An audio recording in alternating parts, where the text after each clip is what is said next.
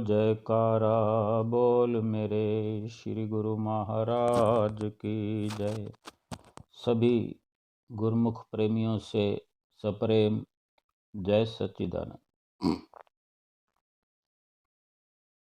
हर संत महात्माओं ने हर किसी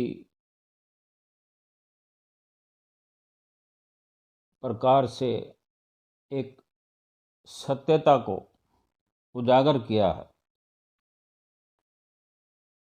संत मीराबाई जी, उन्होंने भी संत की पदवी को प्राप्त किया कि वो एक विशेष सत्यता को अपने ही तरीके से दर्शाती हैं, उजागर करती हैं।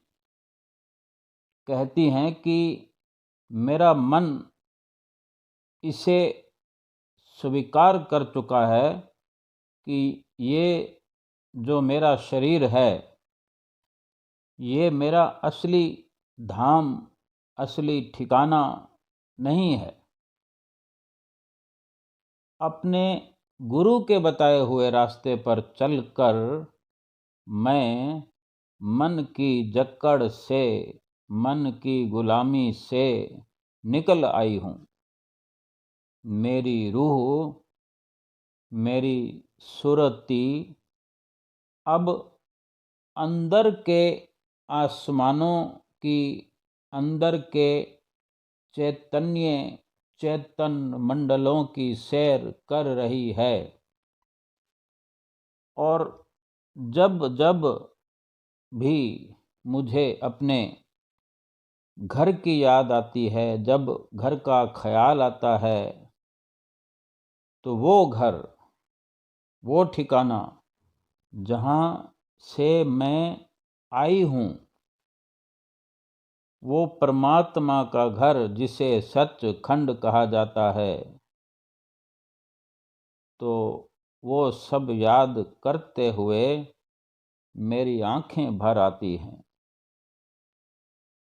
जब अपने आप को, आत्मा के रूप को, आत्म स्वरूप को देखना शुरू कर देते हैं, तो हमारे अंदर परमात्मा के साथ रहने की, परमात्मा के पास पहुँचने की तीव्र तड़फ जाग उठती है कि जिस प्रकार संसारिक जीवन को जीते हुए हम अपने घर से दूर चले जाते हैं, तो जब जब भी अपने घर की याद आती है तो हम छटपटाने लगते हैं कि कब किस घड़ी हम अपने घर पहुंच करके, इस देहिक रूप से, शारीरिक रूप से कब हम अपने घर पहुंचकर चैन की सांस लेंगे। लेकिन संत महापुरुष तो एक असलियत का, सत्यता का पैगाम हम जीवों के लिए देने के लिए, पैगाम हमें पहुंचाने के लिए, सुनाने के लिए ही इस धराधाम पर अवतरित होते हैं। श्री गुरु महाराज जी भी हमें हर समय सुरती को अंतर्मुख करने के लिए ही सुमरन की चेतावनी लगातार देते रहते हैं कि हमारी सुरती जो है, हमारी जीवात्मा जो है, इसका असली ठिकाना सचखंड है। इसका असली ठिकाना, इसका असली घर मालिक का घर है, परमात्मा का घर है, क्योंकि ये परमात्मा की ही अंश है, परमात्मा का बच्चा कह लें, हम अपनी जीवात्मा को परमात्मा का बेटा कह लें, परमात्मा की हम अंश समझ लें अपने आप को, जीवात्मा को, तो जब तक अपने निज देश में ये जीवात्मा नहीं पहुंचेगी, सुख और चैन कैसे मिलेगा? ये कोई इस प्रकार से सोचने की बात नहीं है कि जब हमारी मृत्यु होगी तब पहुंचा जाएगा। अभी इसी वक्त ही ये कार्रवाई करनी पड़ेगी, अभी से ये प्रयास शुरू करना पड़ेगा। ये जीवन इसी प्रयास के लिए मिला हुआ है। कितने सुंदर अपने अनुभवों को हमें जो बताया जा रहा है कि जब मैं मन की जकड़ से निकल आई हूँ, ये संत मीराबाई अपनी विचारधारा को प्रकट करते हुए हमें सन्मार्ग पर लगाने के लिए ये संदेश दे रही हैं कि मैं अपने सदगुरु के बताए हुए रास्ते पर चलकर मन की गुलामी से निकल आई हूँ। और जब ऐसा हुआ तो मेरी रूह, मेरी जीवात्मा अब अंदर के आसमानों की सैर कर रही है और जीव गुरु की रहनुमाई के बिना कहाँ दुनिया में सैर करने के नाम पर भटक रहा है। और भटकने के नाम पर तो भटक ही रहा है। चाहे कहीं भी तीर्थ धाम करता फिरे, वो भी भटकना ही है, क्योंकि मन के कहने पर, मन के बताए हुए रास्ते पर चल रहा है। मन की गुलामी से दूर नहीं हो सकता। उसके लिए सतगुरु ही सन्मार्ग दर्शाते हैं। सतगुरु की संगत ही, सतगुरु का बताया हुआ रास्ता ही हमें सफलता दिलाता है कि हम अंदर के आसमानों की सैर करने लगते हैं। हमारी जीवात्मा, हमारी सुरती अंदर के आसमानों पर सैर करने लगती है, बिना किसी जहाज के, बिना किसी किराए के, बिना किसी यत्न के। केवल सुरती को अंतर्मुख तो करना ही पड़ेगा